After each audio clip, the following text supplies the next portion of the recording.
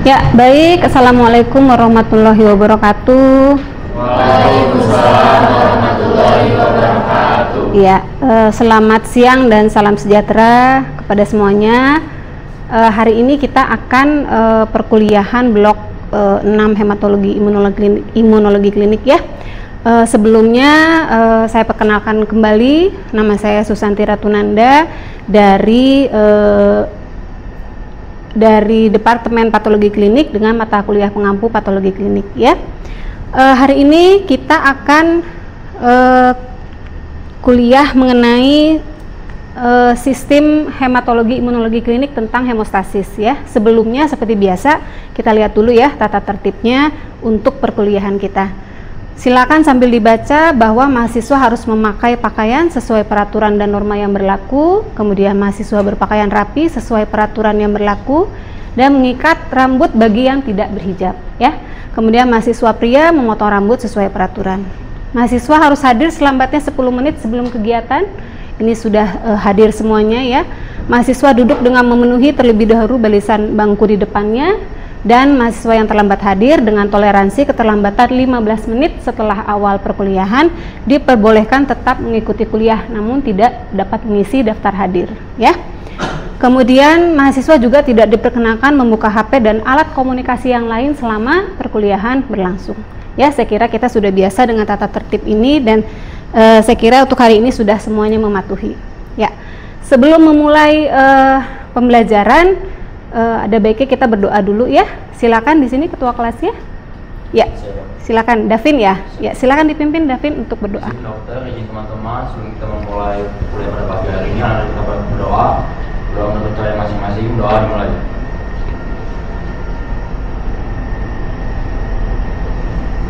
Doa disebutkan.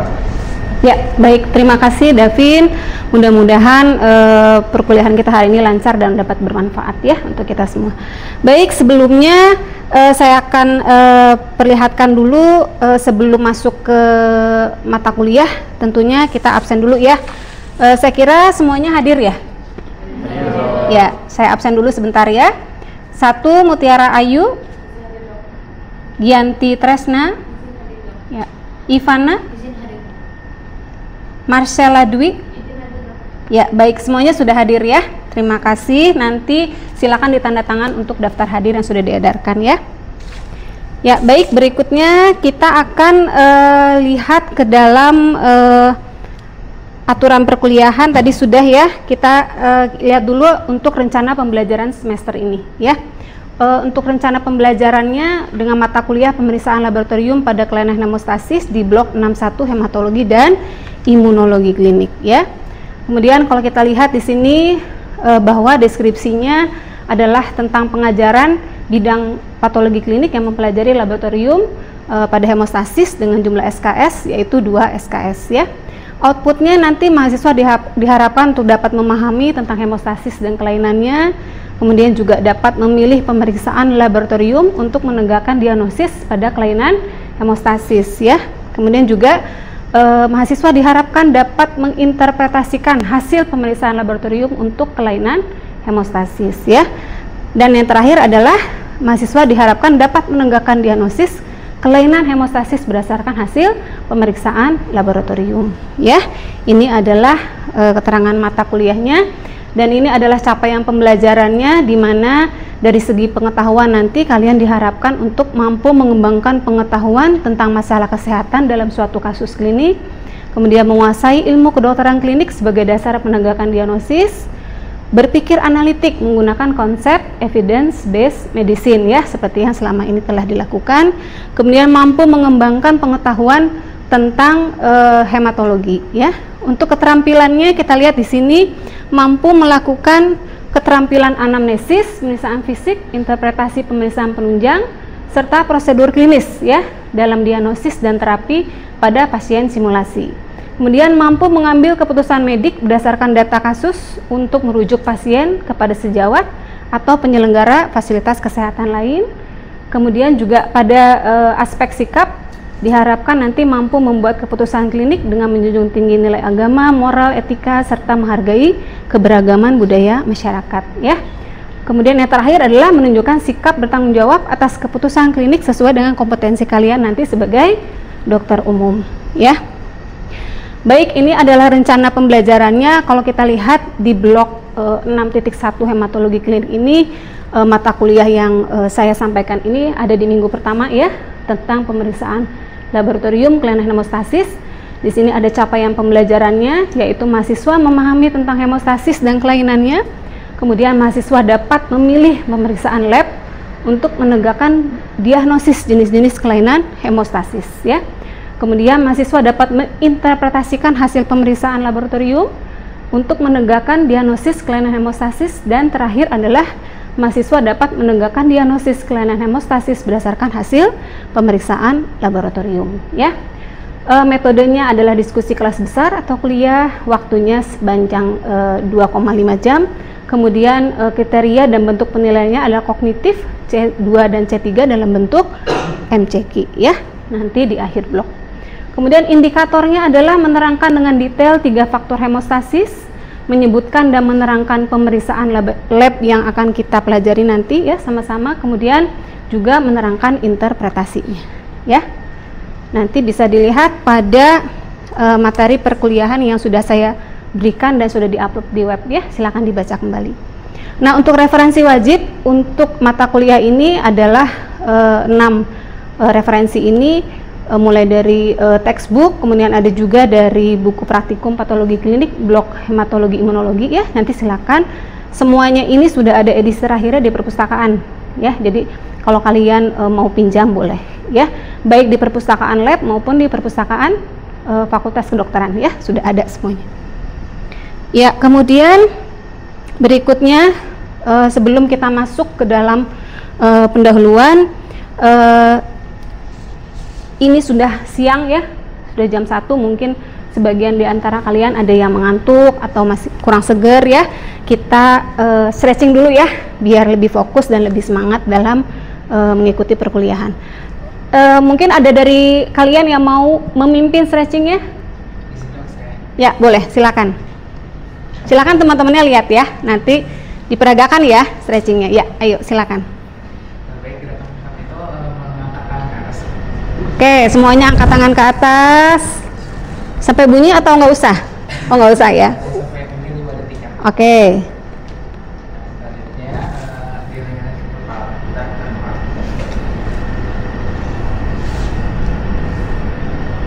Ya.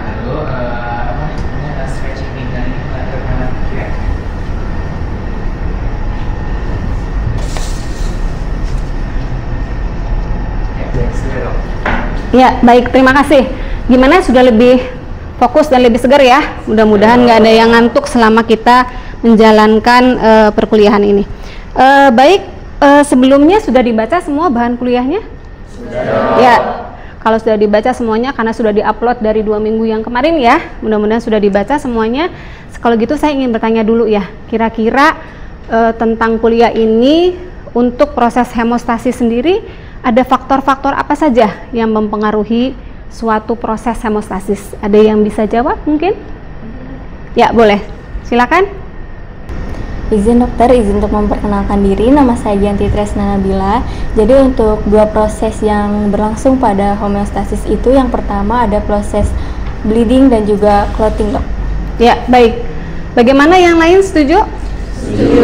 Setuju ya. Jadi dalam proses hemostasis ini ada 2 kejadian yang harus berada dalam suatu keseimbangan, yaitu proses bleeding atau perdarahan dan proses clotting atau pembekuan. Dua-duanya harus dalam keadaan seimbang sehingga proses hemostasisnya berjalan dengan normal ya. Jadi kalau ada salah satu yang tidak berjalan dengan baik atau tidak seimbang, maka hemostasis yang terjadi akan mengalami abnormalitas ya. Kemudian kalau kita lihat lagi dalam suatu proses hemostasis ini ada yang berperan penting dalamnya adalah 3 faktor ya. Yang pertama adalah faktor pembuluh darah, yang kedua ada faktor trombosit, dan yang ketiga adalah faktor pembekuan darah. Ya, ketiga faktor ini harus berjalan secara serasi. Jadi semuanya punya peran masing-masing dan semuanya saling menunjang.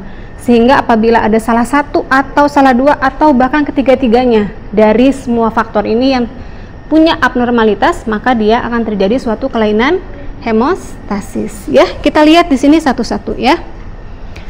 Contohnya dari pembuluh darah. Nah, pembuluh darah ini saya kira ini sudah di blok sistem sirkulasi ya, dipelajari tentang pembuluh darah ya. Di sini singkat saja bahwa dia akan apabila ada kerusakan pada pembuluh darah, maka setelah terjadi vasokonstriksi akan diikuti dengan berfungsinya faktor-faktor lain, diikuti dengan relaksasi, sehingga nanti apabila faktor trombosit dan pembekuan darahnya tidak berfungsi, maka inilah ada suatu kejadian yang disebut dengan perdarahan ya. Saya kira untuk pembuluh darah ini sudah kita sama-sama lihat di blok sirkulasi ya. Nah, yang berikutnya adalah faktor trombosit. Seperti sudah kalian ketahui, juga di praktikum sudah ya, bahwa trombosit ini dihasilkan dari megakariosit yang nanti menghasilkan 3.000 sampai 4.000 trombosit ya, dan dipengaruhi produksinya oleh trombopoietin di dalam ginjal ya. Ternyata untuk trombosit sendiri kelainannya ada macam-macam, ada kelainan jumlah dan ada kelainan fungsi. Jadi bisa dari dua macam kelainan tersebut ya. Dari jumlah bisa terjadi trombositopenia, trombositosis, dan trombositemia ya. Sementara dari fungsi bisa ada kelainan adhesi, agregasi, dan pelepasan ya. Jadi bisa terjadi dua-duanya atau bisa juga terjadi hanya salah satu ya. Kita lihat bahwa untuk berikutnya adalah faktor pembekuan darah. Tadi kan faktor pembuluh darah, yang kedua faktor trombosit, yang ketiga adalah faktor pembekuan darah. Ini faktor-faktor pembekuan darah yang sudah diketahui sampai saat ini ada jumlahnya 13 ya. Masing-masing punya namanya masing-masing. Contohnya nomor 1 adalah faktor fibrinogen ya. Faktor 12 ada Hegeman faktor, dan masing-masing punya konsentrasi normalnya dalam suatu proses hemostasis ya. Jadi ini yang sudah kita ketahui sampai saat ini. Nah, kalau kita lihat berperannya di mana sih faktor pembekuan yang tadi disebutkan? Dia berperannya ada di dalam jalur kaskade koagulasi. Ini juga saya kira sudah pernah kita ketahui di blok biomedik dasar ya, untuk jalur kaskade koagulasi ini, di mana nanti di situ ada yang disebut dengan intrinsic pathway dan ada yang extrinsic pathway dan ada yang final common pathway atau jalur bersama. Nah, ini harus bersama kerjanya, dia masing-masing punya stepnya masing-masing, sehingga nanti berkumpul terakhirnya di jalur bersama. Ini akan berpengaruh pada faktor hemostasis dari sisi pembekuan darah ya. Jadi dia harus semuanya bekerja dengan baik, baru hemostasisnya lancar ya. Artinya koagulasinya terbentuk sebagaimana seharusnya. Nah, yang kita akan pelajari dari 3 faktor itu adalah pemeriksaan lab apa saja yang bisa dilakukan pada suatu kasus klinik ya, sehingga kita nanti dapat mengambil interpretasi hasilnya, sehingga bisa melakukan diagnosis kerja maupun menyingkirkan diagnosis banding ya. Sampai saat ini adalah pemeriksaan yang paling sering dilakukan untuk kasus-kasus hemostasis ya, mulai dari yang paling sederhana seperti jumlah trombosit, bleeding time, clotting time, rampelit, retraksi bekuan, sampai yang lebih rumit atau yang lebih kompleks lagi, mulai dari agregasi trombosit, trombelastografi, prothrombin time, APTT, TT, fibrinogen, hingga D-dimer ya. Selain ini masih ada nggak pemeriksaan lainnya? Masih banyak pemeriksaan lanjutannya, tapi yang kita pelajari pada hari ini adalah yang sampai D-dimer dulu ya. Oke, kalau kita lihat dari sisi pemeriksaan jumlah trombosit ya, saya kira di praktikum juga sudah sama-sama kita mempelajari cara pemeriksaan jumlah trombosit ya. Nah, kalau kita lihat ada yang dinamakan dengan trombositosis, ada trombositopenia dan trombositemia. Ternyata masing-masing kelainan jumlah ini punya interpretasinya masing-masing ya. Hati-hati, beberapa juga ada yang sifatnya fisiologis, seperti trombositosis yang sifatnya sementara ya. Ini juga harus kita perkuat dengan anamnesis dan pemeriksaan fisik ya. Trombositopenia kita lihat ternyata banyak sekali dedeknya ya dari suatu kejadian trombositopenia. Tentunya kita harus pilah lagi berdasarkan anamnesis dan pemeriksaan fisik yang sesuai ya. Berikutnya kita lihat lagi adalah kelainan fungsi trombosit. Tadi kan jumlah, kalau sekarang adalah fungsi ya. Yang fungsi ini bisa mulai dari adhesi, agregasi, dan pelepasan. ternyata dedeknya atau situasi atau kondisi yang didapatkan pada klinik atau pada pasien itu ternyata masing-masing berbeda. Kalau kelainan adhesi contohnya biasanya pada von Willebrand disease, mungkin sudah pernah dengar ya tentang von Willebrand disease, sekarang banyak sekali kita baca di jurnal-jurnal ya.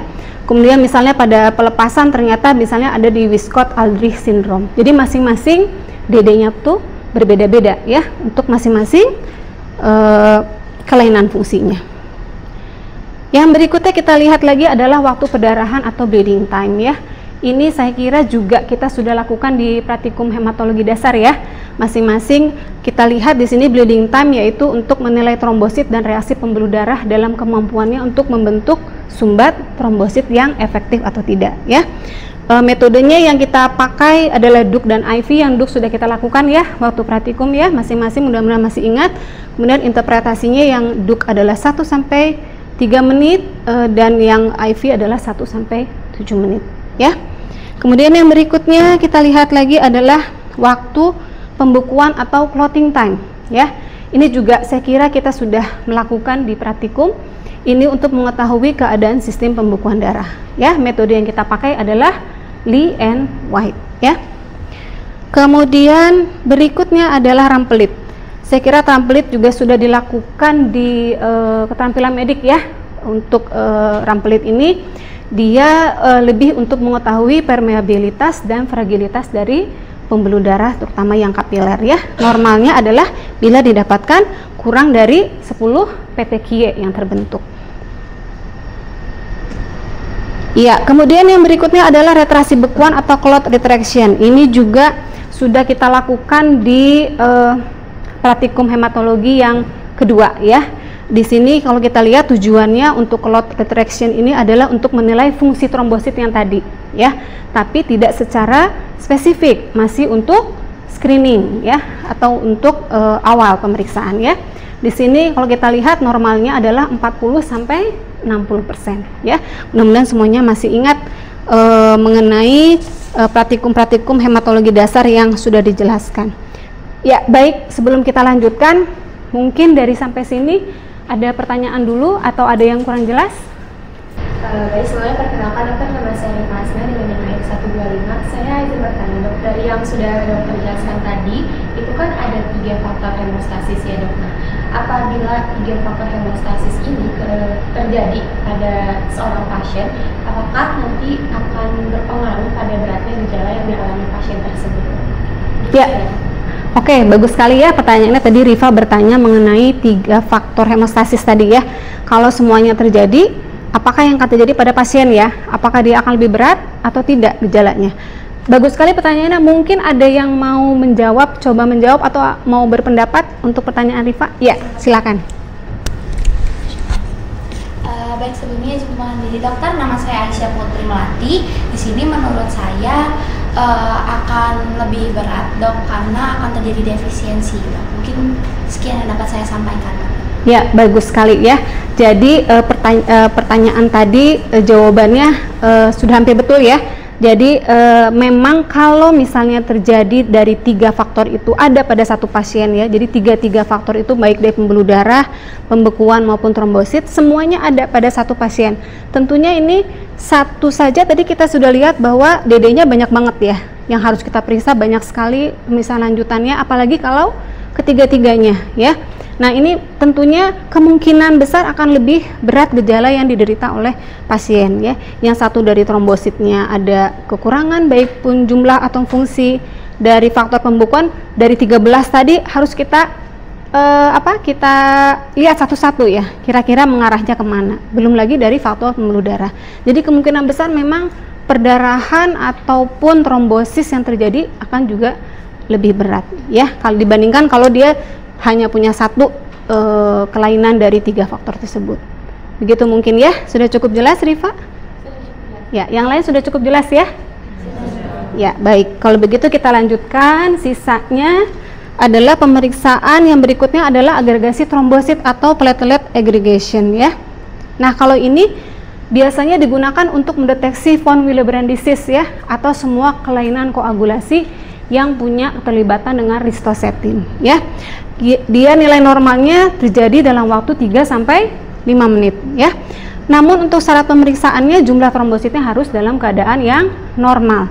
Karena yang diperiksa di sini adalah fungsi dari trombosit sehingga jumlahnya harus normal ya. Baik, yang berikutnya kita lihat di sini. Nah, kalau misalnya agregasi trombosit tadi meningkat atau menurun, ternyata DD-nya juga masih banyak ya. Kemudian ada juga beberapa keadaan seperti pada pasien yang memakai heparin, pada pasien yang punya diabetes mellitus ya. Kemudian pada yang menurun apakah dia punya kelainan ginjal dan lain-lain, itu masih banyak sekali DD yang harus kita pilah satu-satu, kita singkirkan satu-satu dengan anamnesis dan pemeriksaan lainnya ya. Jadi kalau kita lihat ini masih banyak kemungkinan. Yang berikutnya adalah trombelastografi atau TEG. Ini merupakan tes penyaring ya. Tes penyaring untuk kelainan faktor pembekuan dan kontrol terapi ya. Kalau kita lihat di sini pemeriksaannya sih sebenarnya cukup mudah ya, relatif juga lebih murah ya, dan cepat. Dia tidak perlu reagen khusus tapi tetap memerlukan suatu alat ya. Kita lihat di sini ada 4 faktor yang dinilai, yaitu R, K, MA dan ME. Kita lihat kegunaannya faktor yang dinilai tadi apa sih? Ternyata kita harus masukkan dulu ke dalam suatu rumus sehingga nanti didapatkan apakah R, K, MA dan ME itu normal atau tidak ya. Kalau kita lihat di sini nilai normalnya pada darah natif atau darah yang tidak diberi antikoagulan adalah sekian ya. Kemudian darah sitrat berbeda lagi. Jadi kita lihat dulu pemeriksaannya memakai antikoagulan sitrat atau tidak pakai antikoagulan ya. Nah, kemudian kita yang berikutnya lihat ini juga nanti akan dipraktikumkan di blok 6.1 ini ya. Kita lihat di sini ada PT atau prothrombin time. Nah, PT dan APTT ini merupakan suatu pemeriksaan yang cukup sering dilakukan pada pasien-pasien khususnya yang mau menjalani operasi atau sedang dalam pemantauan terapi ya. Kalau kita lihat di sini ada pemantauan terapi antikoagulan ya. Nanti bahan pemeriksaannya darah sitrat, nilai normalnya 11 sampai 14 detik ya. Nanti akan lebih jelas lagi pelaksanaannya dalam praktikum yang akan datang ya. Kemudian berikutnya adalah ini adalah keadaan-keadaan di mana PT meningkat dan PT menurun. Kalau kita lihat juga masih banyak ya, ternyata kelainan-kelainan hemostasis yang didapatkan baik di PT menurun maupun yang PT-nya meningkat ya. Kemudian berikutnya adalah APTT atau Activated Partial Thromboplastin Time ya. Di sini kalau kita lihat dia sama ya. Kalau tadi untuk PT menilai faktor pembekuannya jalur ekstrinsik, maka yang APTT ini jalur intrinsik dan jalur bersama ya. Kemudian yang berikutnya adalah, nah ini sama kasus-kasus yang kita hadapi bila APTT-nya meningkat atau APTT-nya menurun ya. Yang berikutnya adalah thrombin time, ini untuk menilai faktor pembekuan terutama defisiensi fibrinogen ya. Nilai normalnya 15 sampai 19 detik. Ya, ini adalah keadaan-keadaan di mana thrombin time meningkat atau menurun ya. Masih ada beberapa kelainan hemostasis yang harus kita singkirkan ya. Nah, ini di dimer adalah pemeriksaan yang cukup sering dilakukan sekarang. Dia untuk menilai ada tidaknya keadaan trombosis ya, seperti di IC, di VT ya. Kemudian juga pulmonary embolism. Nilai normalnya adalah kurang dari 200. Ya, ini cukup sering juga apalagi kemarin ketika waktu lagi COVID ya. Nah, yang terakhir adalah pemeriksaan faktor intrinsik atau ekstrinsik. Tadi ya, faktor intrinsik kan banyak ya di jalur koagulasi. Kita lihat, ternyata masing-masing bisa diperiksa satu-satu masing-masing faktornya. Ya, ini nilai normalnya. Yang berikutnya adalah faktor ekstrinsik. Nah, ini adalah kelainan atau keadaan yang didapatkan bila terjadi defisiensi pada faktor pembekuan yang tadi sudah disebutkan.